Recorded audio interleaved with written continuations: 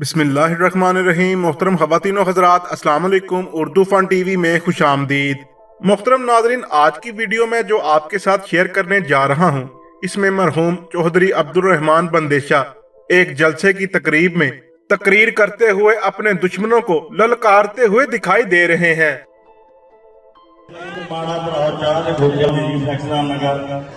मैं उन्हें फ्लैक्स लाई नहीं ना साथ कोई रिश्तेदार से मेरे उस भरा ने मारिया मैनू उन्हें फोन किया, मैं कहा तू भी मारे। ये नहीं कहना कि आपा ने मारना, आप इलैक्शन पासे करा पहले वेखा। मेरे भरा ने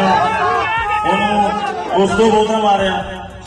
उस टाइम मैं कितने होर जान दिया था, मैं उवें वापस मुड़ा ना सीधा ठाक जाके उस जवान ने मैं क्या भरा जी इलैक्शन लड़न दे, तुम इलैक्शन लड़ो।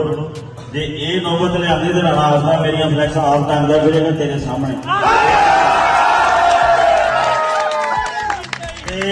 जिथे उन्हें टंगनी सी फिर उन्हें आप हाथ ना टंगी उसे, तो मैं कहा इलैक्शन लड़ो भरा जी, इस तरह नहीं तुम आवाम को लाओ, तुहानू वो की कहती ओहदे नाल लड़ो, मेरे नाल कर।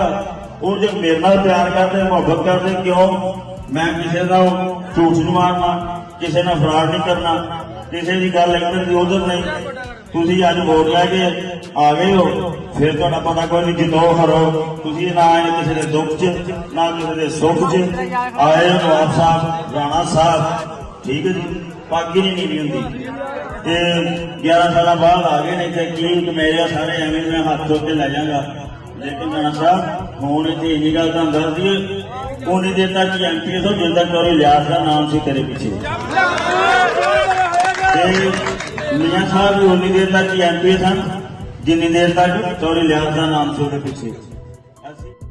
उर्दू फन टीवी के मुअज़्ज़ज़ नाज़रीन, आज की वीडियो में इतना ही। वीडियो अच्छी लगे तो लाइक एंड शेयर जरूर कीजिएगा और हमारे चैनल उर्दू फन टीवी को सब्सक्राइब कर दे और साथ दिए गए बेल आइकन को प्रेस कर दे ताकि नई आने वाली वीडियो आपको बर वक्त मिल सके।